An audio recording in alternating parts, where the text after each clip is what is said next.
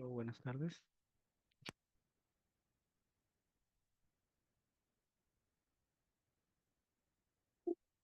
Buenas tardes, doctor. Sí, mm, Vamos a compartir la exposición hoy día.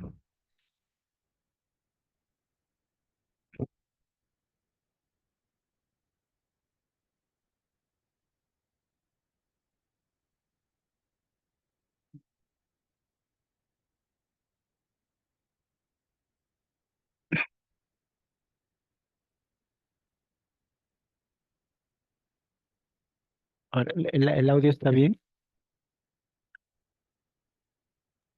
Sí, doctor. Ya. Buenas tardes con todos. Bueno, el día de hoy va a ser una clase dirigida a abordar laboratorio, específicamente pruebas que nos van a dar un apoyo para el diagnóstico de enfermedades que tienen un contexto de ser inflamatorias o de ser de naturaleza inmunológica. Entonces, nos vamos a enfocar en ese tipo de pruebas de laboratorio el día de hoy. Bueno, ustedes ya deben tener claro de que los exámenes de laboratorio son pruebas de apoyo al diagnóstico.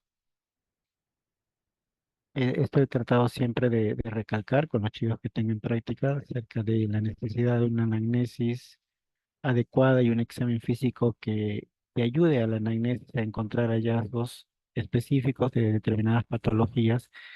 Y teniendo una historia clínica sólida, nosotros podemos hacer uso adecuado tanto de pruebas de apoyo como son laboratorio, imágenes, en algunos casos será anatomía patológica, por ejemplo, para poder aproximarnos a un diagnóstico, el cual en realidad lo que nosotros estamos haciendo al hacer este ejercicio es acercarnos a una probabilidad diagnóstica, ¿no? Entonces, el contexto del laboratorio es como examen de apoyo.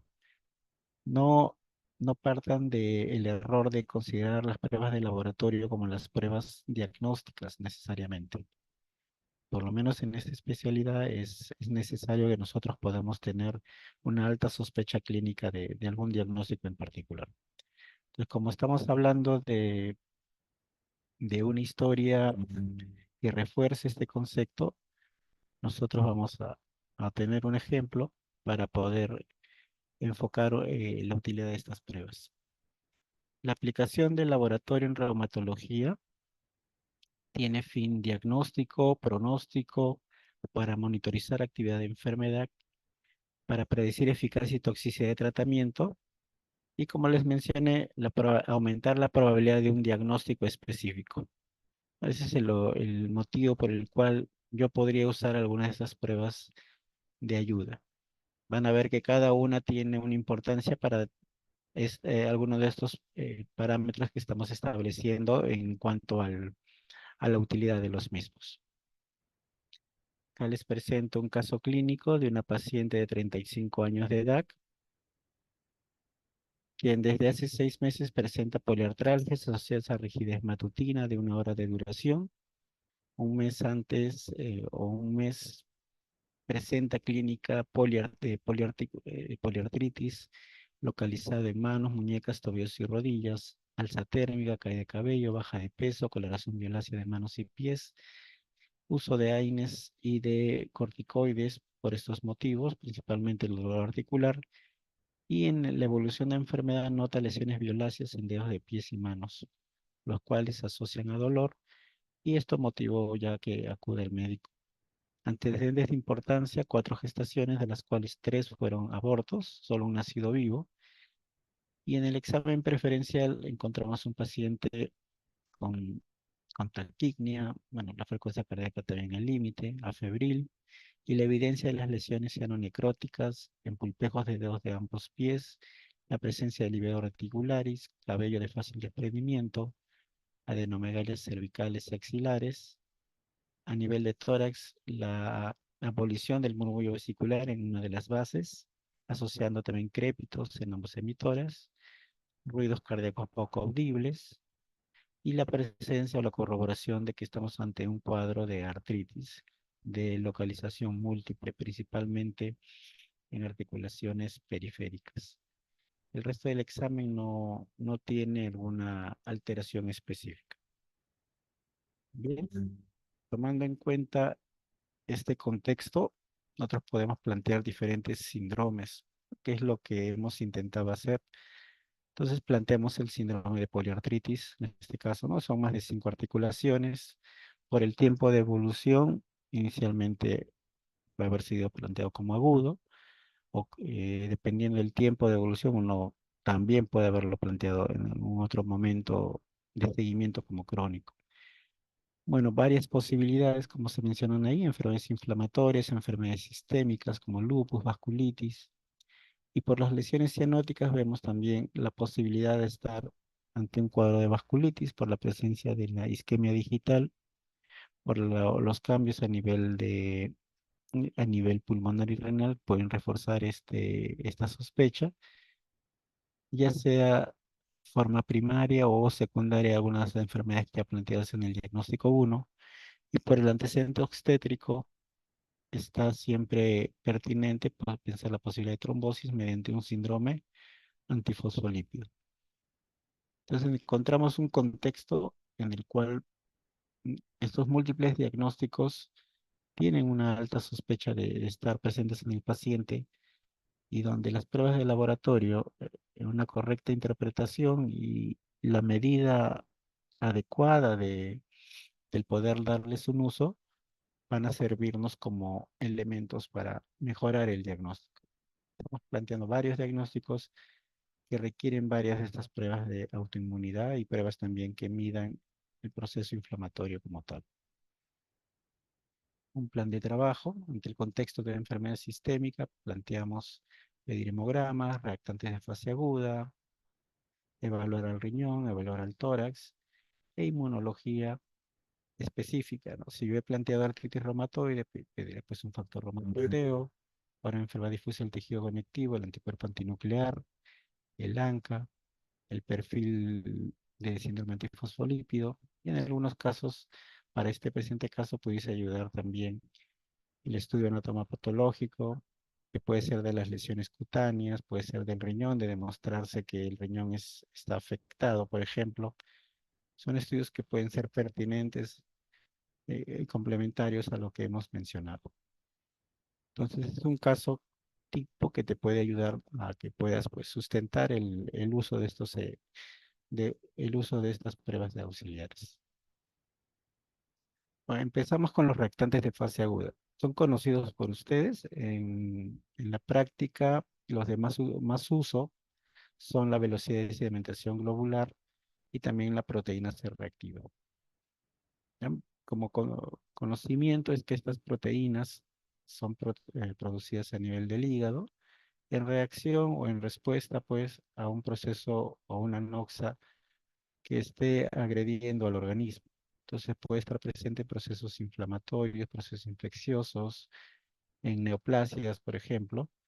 Todas tienen una ruta común donde las células de la inmunidad, principalmente linfocitos T y macrófagos, son los que dirigen la producción de citoquinas como interleuquinas 6, 1 beta, el TNF-alfa, y que van a encargarse dentro de los efectos que producen una respuesta a nivel hepático, aumentando la producción de estas proteínas que van a servir como un marcador en muchos de los casos de actividad de enfermedad, principalmente actividad de enfermedad eh, sistémica, y en el caso de que sean pacientes ya con un tratamiento específico, a monitorizar la respuesta a este tipo de tratamiento.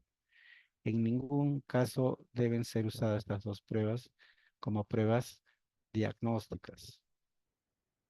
Va a haber casos en el cual pacientes, por ejemplo, un paciente con poliartralgia, se le solicita una proteína C reactiva, tiene el valor alterado y ya se le deriva al área de reumatología, sin que necesariamente haya una correlación directa con una enfermedad de este tipo, ¿no? Porque el marcador inflamatorio no es necesariamente diagnóstico de una enfermedad reumática a secas. Tiene que ver con texto clínico, como les estaba mencionando. Esas dos pruebas son las más conocidas, pero propiamente la proteína es la proteína C reactiva. La velocidad de cimentación no es propiamente una proteína producida en el hígado. Entonces, si hablamos de los reactantes de fase aguda, producidas en hígado, tenemos pues, el fibrinógeno, la PCR, la ferritina, plasminógeno, ceruloplasmina, tolobina, algunos factores derivados del complemento y otras más que vemos en este listado. O sea, son múltiples reactantes de fase aguda que pueden ser producidos y que se encuentran alterados cuando evaluamos una respuesta de este tipo. La que tiene mayor correlación, tanto en su variación como en su disminución, en correlación a un proceso inflamatorio, es la proteína C reactiva. Por eso es que es la que tiene mayor utilidad y tiene menor variación con respecto a las otras reactantes de fase aguda, no por factores extrínsecos. Y la medición por el cual la velocidad de cimentación del glóbulo rojo se produce, y esto ante la posibilidad de tener pues un aumento del fibrinógeno y este fibrinógeno unirse a la pared del eritrocito, lo cual lo hace más pesado. ¿No? Habíamos dicho que el fibrinógeno es un reactante de fase aguda. Esto produce que tenga una mayor velocidad de cimentación el glóbulo rojo. Y por ahí su correlación, ¿no? Entonces es una medida indirecta y que está en correlación a otro reactante de fase aguda, la velocidad de sedimentación globular. Esta velocidad de sedimentación es más variable con respecto a la proteína C reactiva. Ven como situaciones que son fisiológicas y no necesariamente patológicas pueden tener un mayor valor de la velocidad de sedimentación, ¿no? Pacientes de edad avanzada tienen un mayor valor. Se acepta como regla, una regla práctica que la velocidad de sedimentación es aproximadamente el tercio de la edad de la persona, considerando como valor del límite superior, ¿no? Es decir, si un paciente tiene 90 años, se acepta hasta 30 normal. Si tiene 60 años, hasta el valor de 20 normal, dependiendo mucho del laboratorio. El sexo implica también una variación. En mujeres es más alto con respecto al varón. En varón se acepta hasta el valor de 10, en mujer, por lo menos mujer joven, valor de 20. Condiciones fisiológicas como el embarazo también. Y bueno, de entre las patologías que hay que tomar en cuenta que pueden variar la velocidad de sedimentación, tenemos a la anemia, el aumento de los valores de colesterol, alteraciones también en el tamaño del glóbulo rojo, lo cual lo hace más pesado, factores técnicos como la temperatura, el tipo de método que se está usando también pueden alterar la velocidad de sedimentación globular, que es en realidad estas condiciones las que debemos tomar en cuenta para poder nosotros pues tener claro de que esta variación es debido o no a una infección, inflamación o neoplasia, que es en realidad lo que nos interesa saber. Entonces tendríamos que tener siempre en cuenta estas constantes para no tener una interpretación incorrecta de la variación de la velocidad de sedimentación globular. ¿Qué es lo útil? La disminución de esta velocidad de sedimentación no necesariamente tiene correlación con alguna condición que en el área de reumatología nosotros tengamos que prestar importancia. Como ven acá, alteraciones en la morfología del glóbulo rojo principalmente son las que pueden aumentar o disminuir, perdón, la velocidad de sedimentación globular. Son cuestiones o patologías o condiciones que tienen más relación con problemas hematológicos y no necesariamente del área de reumatología. Por eso nosotros en el caso de esta condición no le damos mayor importancia a su interpretación, ¿no? Nos importa más el aumento que la disminución. ¿Qué otra prueba pudiese a nosotros ser de utilidad en la evaluación de los pacientes? El complemento.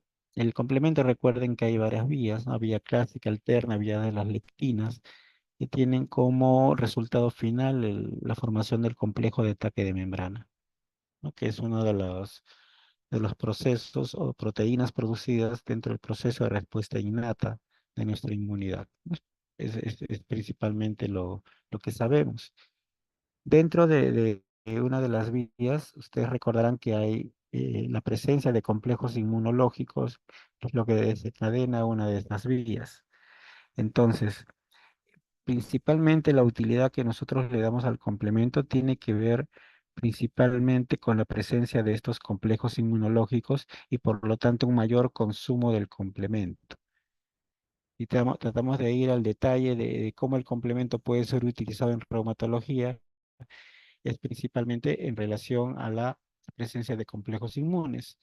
Y estos niveles pueden variar ya sea hacia arriba o hacia abajo.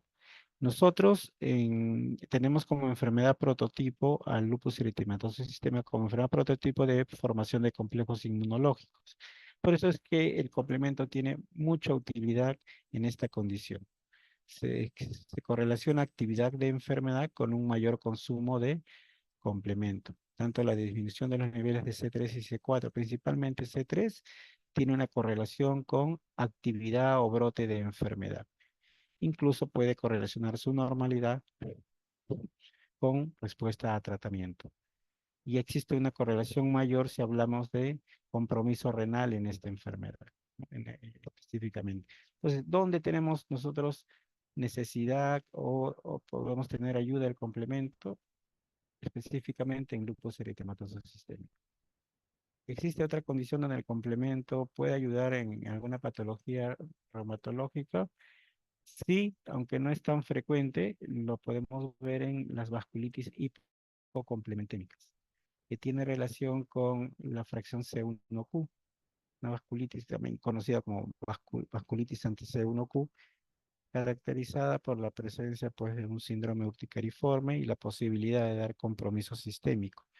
Sería la otra condición donde nosotros podemos tener cierta utilidad de unas fracciones del complemento. De ahí no, nosotros, a pesar que sabemos que la activación del complemento es parte del proceso de daño por el cual diferentes enfermedades del tejido conectivo van a producir el daño en tejido, no tiene mayor relevancia, salvo conocer obviamente la fisiopatología, pero su medición no tiene mayor relevancia el poder conocerla, porque no se ha correlacionado, por ejemplo, con actividad de otras enfermedades como el Sjögren, esclerodermia, donde sabemos que el complemento también participa en el daño, pero no tenemos mayor correlación ni en diagnóstico ni en pronóstico de enfermedad. Por eso es que no lo menciono acá en esta diapositiva. Ujú. El fac-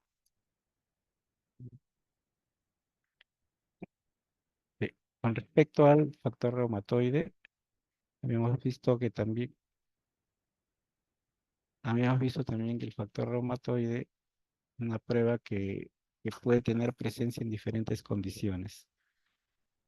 En sí, eso es cierto y uno puede, vamos a pasar a esta diapositiva que sigue de repente para poder,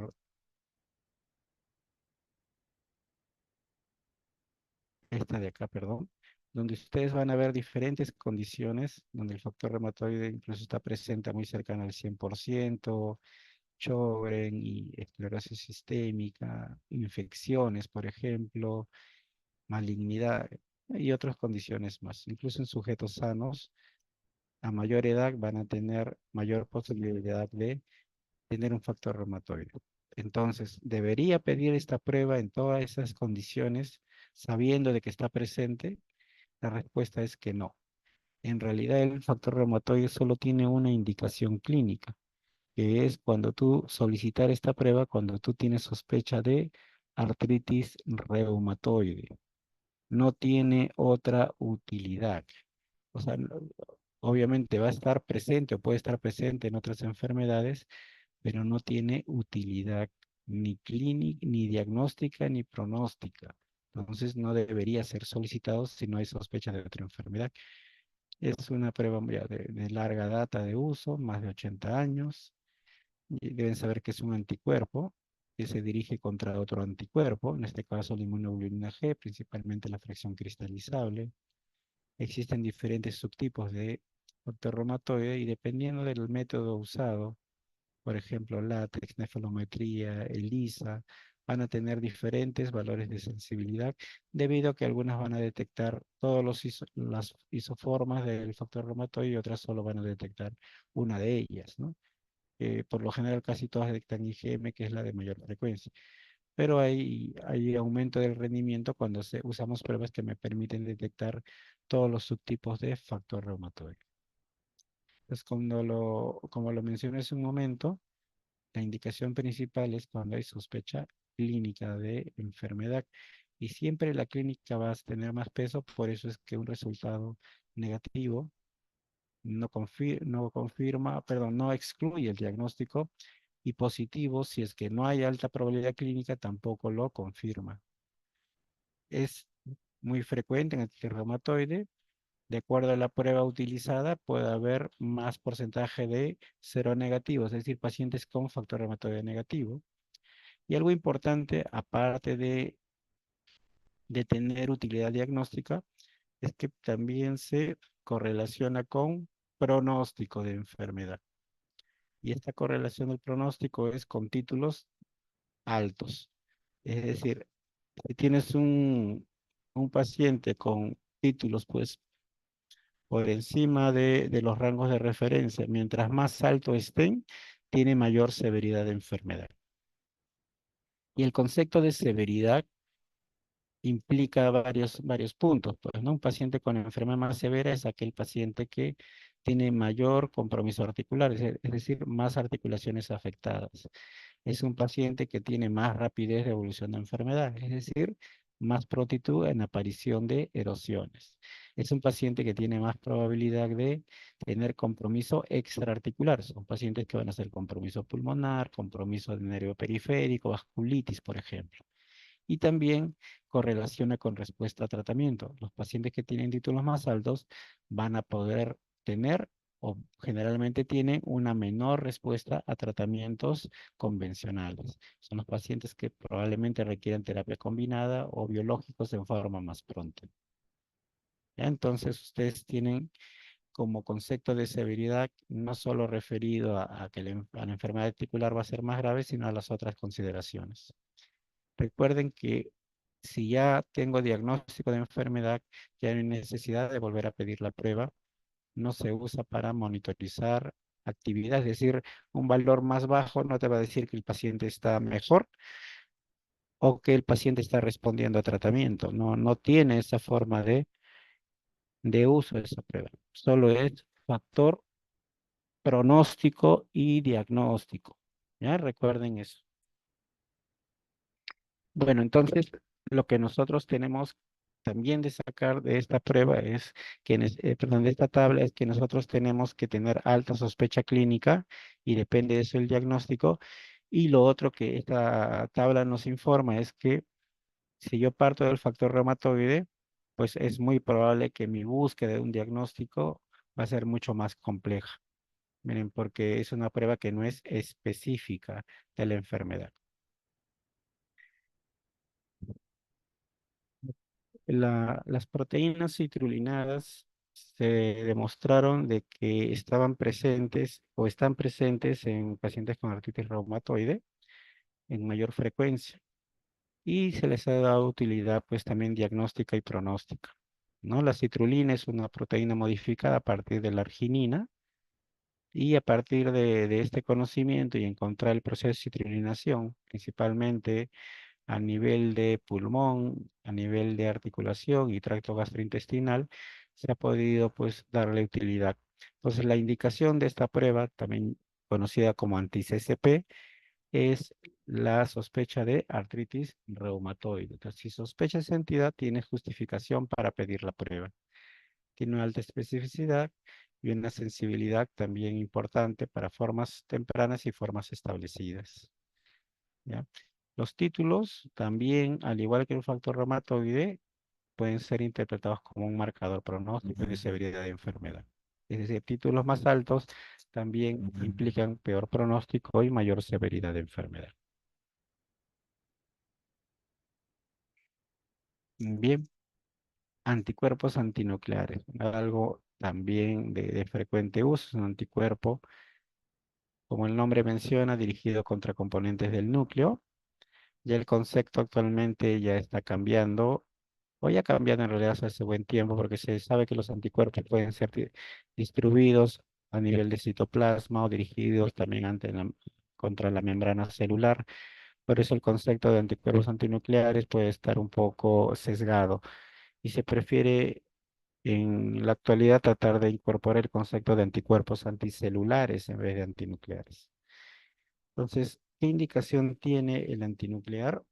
Principalmente cuando hay sospecha clínica de enfermedad difusa del tejido conectivo.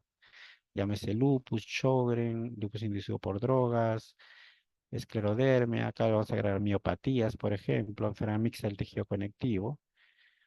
En el caso de pacientes que tienen pues un contexto clínico adecuado, ¿no? De esas patologías. También en pacientes que pueden estar debutando con o estar en fase inicial de cualquiera de estas enfermedades, que por lo general es el fenómeno Raynaud, uno de los elementos que más asocia a esta sospecha. Por eso es que pacientes con Raynaud de sospecha de ser secundario deberían también ser sometidas a esta prueba inmunológica para poder catalogar al paciente como un portador de una probable enfermedad autoinmune. Bueno, la sensibilidad varía de acuerdo a la enfermedad. Es alta para estas dos condiciones son las que tienen mayor sensibilidad, como lupus y esclerodermia, pero recuerden que necesitan de contexto clínico adecuado. Una vez que esta prueba, que es muy sensible para estas enfermedades, es detectada, lo correspondiente es buscar antígenos o anticuerpos a antígenos específicos, que ya forman parte de la batería complementaria de anticuerpos que se suele pedir cuando tenemos una prueba de ANA positivo. Miren, y este gráfico les puede también ayudar a que ustedes entiendan de que la positividad del anticuerpo no necesariamente es suficiente para decir que un paciente tiene una enfermedad autoinmune. El paciente puede tener valores positivos, pero bajos, tanto en o en pacientes normales como enfermedades que no necesariamente obedecen a un diagnóstico de enfermedad inmunológica. Claro, es cierto, sí que a medida que los títulos van elevándose, tenemos una mayor probabilidad de tener pacientes con el diagnóstico. En este caso estamos poniendo como ejemplo lupus, pero esto aplicaría para cualquier enfermedad autoinmune. Entonces, no es suficiente tener el anticuerpo positivo, sino que tendría mayor valor si el título es mayor, obviamente dentro del contexto de clínica adecuada. Debido a que esta prueba, pues, también, al igual que el factor reumatoide, lo encontramos en diferentes condiciones que pueden ser autoinmunes, algunas son órgano específicas, varias enfermedades después del tejido conectivo, fármacos, infecciones, por ejemplo, ¿no? Y en menor grado podemos decir algunas condiciones de normalidad, como son pues la mayor prevalencia en mujeres, el aumento con la edad, en el caso del anticuerpo antinuclear. Cuando interpreten o vean una prueba de este tipo, la información que les va a brindar, aparte del valor, o sea, del título, es el patrón. Y esto es porque la prueba, bueno, uno de los métodos de realización de la prueba es mediante el marcaje de anticuerpos con un marcador que pueda ser evidenciado mediante la técnica de inmunofluorescencia. Entonces, la inmunofluorescencia indirecta es un método de uso amplio para poder pues, detectar estos anticuerpos contra estructuras específicas de la célula.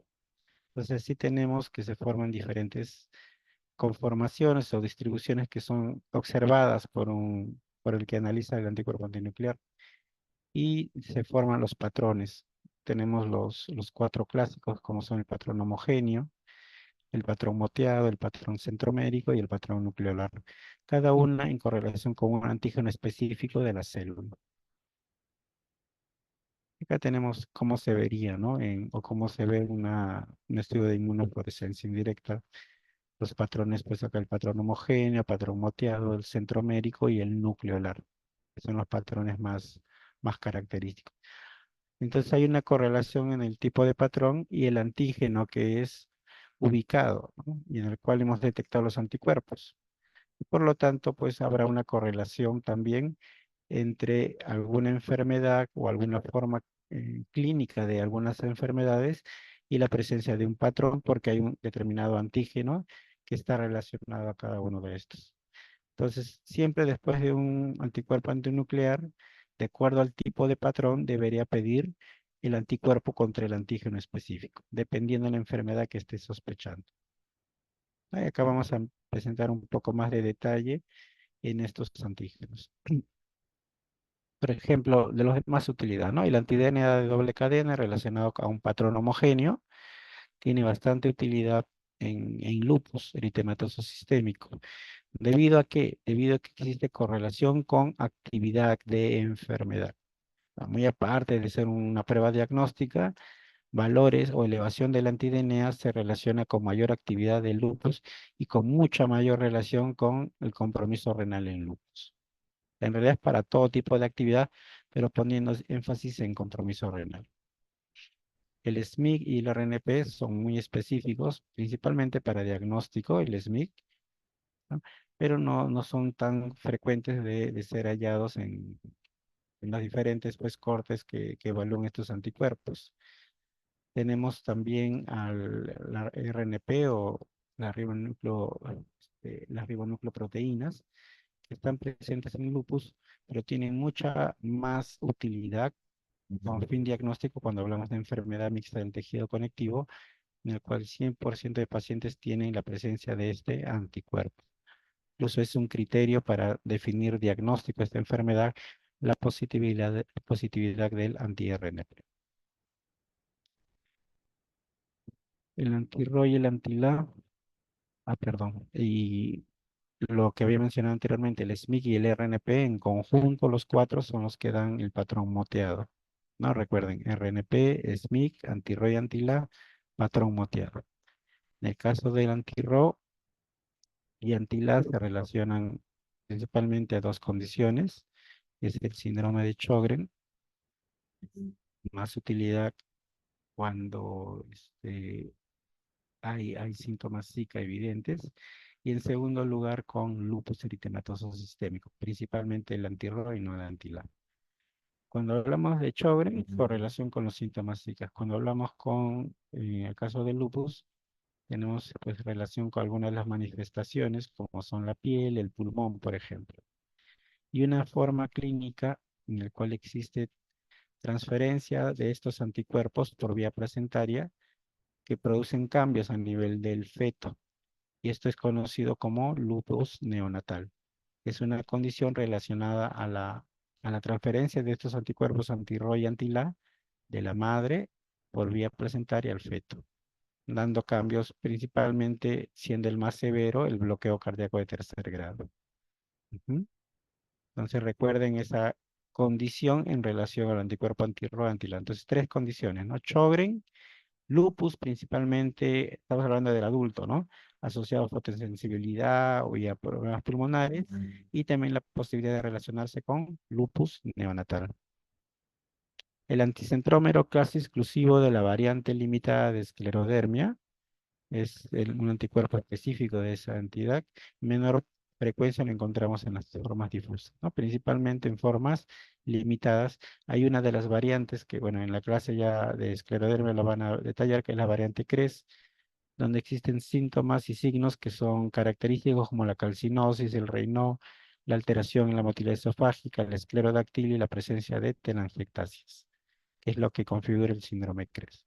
Pues vamos a tomar el cuento, el, el concepto, perdón, de forma limitada en vez de CRES, ¿no? Que es una forma específica. Y la contraparte para las formas difusas es la anti-SCL70, que te da un patrón nucleolar, recuerda el anterior, te da un patrón centromérico, y se asocia con la forma difusa de esclerodermia. Se correlaciona también, como hemos visto hoy día en la práctica, no solo a la forma difusa, sino a la probabilidad de tener mayor compromiso pulmonar tipo EPIC. En cambio, el anticentrómero se correlaciona, bueno, no está escrito acá, con hipertensión pulmonar en pacientes con escleroderma. Bien, ¿qué otro anticuerpo es de utilidad en estas enfermedades? Hablando de vasculitis, vemos que hay vasculitis de vasos grandes, medianos y pequeños. Dentro de todas ellas, las únicas que tienen algún marcador de laboratorio con utilidad son las de vasos pequeños asociadas a ANCA. O sea, ni las de vasos grandes ni las de vasos medianos tienen alguna prueba de laboratorio que ayude a su diagnóstico. Solo las vasculitis asociadas a ANCA, ¿no? Anticuerpos anticitoplasmáticos del neutrófilo. Son estas tres entidades las que están relacionadas a esta prueba alterada y se ha visto que hay una correlación directa entre cada una de estas y un tipo de antígeno específico. Entonces, el anticuerpo ANCA puede ser determinado por dos métodos principalmente. Uno es la inmunofluorescencia indirecta y el otro es el ELISA. La inmunofluorescencia indirecta, recuerdan lo que habíamos visto en lupus. A ver acá, ¿no? No me da patrones. Vemos la tinción y en este caso se configuran dos patrones. Uno que abarca todo el citoplasma, se llama patrón citoplasmático, y uno que está alrededor del núcleo, se llama patrón perinuclear. Al patrón citoplasmático se le llama ANCA-C de citoplasma y perinuclear ANCA-P. Son los dos patrones por inmunofluorescencia. Si yo ya quiero detectar cuál es el antígeno específico a esos patrones, hago el ELISA. Si estamos en un patrón citoplasmático, el antígeno será la proteinasa 3. Y por ELISA se denomina positiva ANCA-PR3 o proteinasa 3. Y si fuera el perinuclear, será la mieloperoxidasa o ANCA-MPO. Normalmente, si tienes un IFI positivo, deberías pedir el ELISA. ¿Por qué? Porque hay varias condiciones que dan ANCA positivo y que no necesariamente están asociadas a estas dos enzimas del citoplasma de los neutrófilos. ¿Qué más? ¿Qué otro dato podemos tener? Que generalmente el ANCA-PR3 se asocia más al Wegener y el ANCA-MPO a las otras dos vasculitis como son la polingitis microscópica y el síndrome de Chur-Strauss. Hay una correlación. No quiere decir que no pueda estar presente alguna de estas en otras entidades, sino que hay más correlación. Entonces equivaldría a decir ANCA-C más con Wegener y ANCA-P también más con polingitis microscópica y Chur-Strauss. Varias condiciones, un diferencial amplio también, ¿no? Tanto de drogas, algunas condiciones diferentes como las neoplasias, enfermedades autoinmunes específicas, infecciones. O sea, no solo la vasculitis. Por eso la sospecha clínica tiene que ser importante en estos casos. Y bueno, y la parte final de los diferenciales que habíamos planteado es el síndrome antifosfolípido. Es una condición ya bien establecida relacionada a el contexto. ¿Cuál es? El contexto es pérdidas tempranas de embarazo o pérdidas tardías, es decir, fetos, o embarazos pretérminos relacionados a alguna condición placentaria, llámese preeclampsia, eclampsia, desprendimiento prematuro de placenta. Esas condiciones que pueden generar un pretérmino o pérdidas, ya sea antes de las 10 semanas o en etapa fetal, están relacionadas a sospechar de este síndrome. Y la otra posibilidad es que haya trombosis. Es una condición protrombótica, es una de las trombofilias adquiridas, es la de más frecuencia. Entonces, si yo tengo esa clínica obstétrica o trombosis y tengo positividad de alguno de estos tres anticuerpos, configuro el diagnóstico de síndrome antifosfolípido. ¿Ya? Entonces, anticoagulante lúpico, la beta-2-glicoproteína 1 y la anticardiolipina son los anticuerpos clásicos de antifosfolípido. En realidad hay más anticuerpos que pueden ser detectados, ¿no? Por ejemplo, antifosfatidilcerina, antiprotrombina, por ejemplo, que son anticuerpos también de la membrana de los fosfolípidos que se encuentran en todas las células. Entonces hay una correlación, ¿no? Entre la posibilidad de tener estos anticuerpos y tener mayor severidad de enfermedad. Se habla del concepto de triple positividad, es decir, si los tres anticuerpos están presentes, alto riesgo de trombosis o pérdida obstétrica. Si existe, por ejemplo, títulos altos de la beta-2-glicoproteína o anticardiolipina, tenemos también mayor severidad de enfermedad, ¿no? Y es la forma de poder dar uso e interpretar estas pruebas. Y lo otro es su correlación también con la actividad de enfermedad, haciéndose negativos estos anticuerpos cuando la enfermedad está inactiva. Y lo último que hay que tener en cuenta que también hay posibilidad de falsos positivos, principalmente con anticoagulante lúpico y en menor grado anticardilupina, y esto no se presenta si dosamos beta-2 glicoproteína 1. Entonces, este es el contexto de cuándo se debe solicitar y cómo interpretar los anticuerpos antifosfolipídicos. Bien, y creo que era la última prueba que tenía utilidad. Entonces, no sé si tienen alguna pregunta. Ah, ya, me preguntaron del anti-CCP, ¿es el ACPA? Sí, es el ACPA. ACPA, ¿no? Significa, sí está dentro de ese grupo. Actualmente existen también los anticuerpos contra proteínas carbamiladas, que es lo que se está estandarizando para ya ser usados también en diagnóstico de la artritis reumatoide. Anticuerpos carbamilados, ¿no? Que tendrían más especificidad que los citrulinados.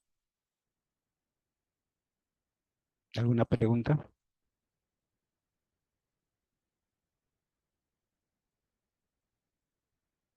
Doctor, disculpe, ¿se me puede escuchar bien? Sí, Disculpe, doctor, justo le había dejado una pregunta en el chat, si era que el anti-CPP, no, anti-CCP, perdón, era el ACPA que sí, estaba, ¿qué? Eso mismo. sí, sí, sí. Ah, ok. Se refiere a lo mismo, sí. Aunque ahora en realidad para los anti-CP hay toda una serie de pruebas y kits disponibles, porque hay de primera generación, segunda generación, los ACPA, que son la terminología que se usa actualmente. Es un poquito más, más específico, ¿no? El hacer un detalle de los anti-CCP. Sí. El concepto es que son anticuerpos contra las proteínas citrullinadas.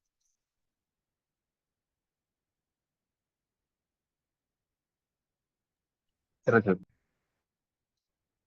¿Alguna pregunta más?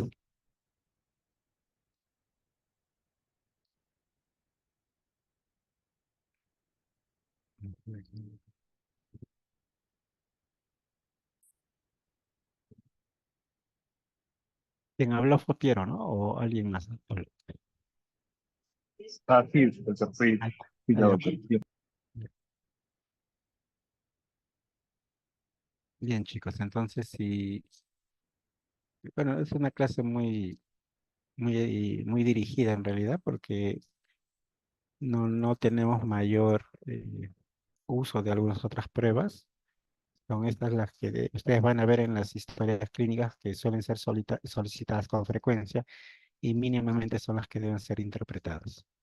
No existe tampoco mucha complicación en saber cuándo solicitar y cómo interpretarlos cada uno, ¿no? El contexto siempre es de repente lo útil para que puedan darle valor a estas pruebas. Bien, entonces si no hay preguntas, podemos dar por terminada la sesión. Ya nos reuniremos luego. Hasta luego. Gracias, doctor. Hasta luego. Muchas gracias, doctor.